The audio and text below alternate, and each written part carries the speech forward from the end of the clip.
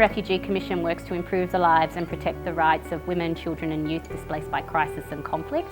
We research their needs, identify solutions and advocate for changes to policies and practice that not only strengthen their resilience but also drive change in humanitarian practice. And so we are very interested in these guidelines because on inclusion of persons with disabilities in humanitarian action, because we've been working with women, children and youth with disabilities for many years now, and we want to see them participating more in decisions that affect them in these contexts.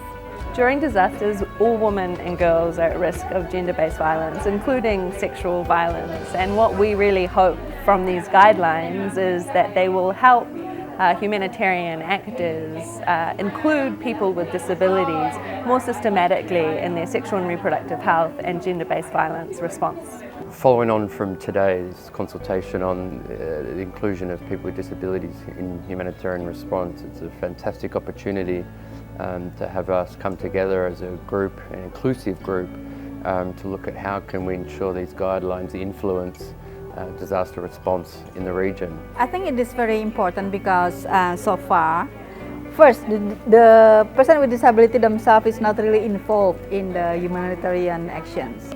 And the second, even more, the women with disabilities. So this is kind of like we've been left behind, especially for women with disability.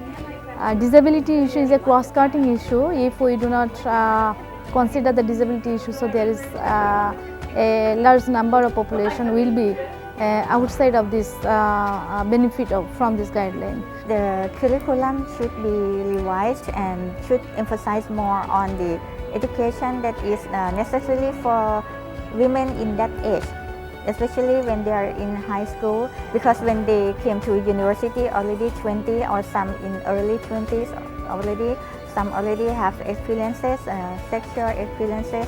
We as a person with disability will never think about that there will be a big disaster and will be in a really very vulnerable side.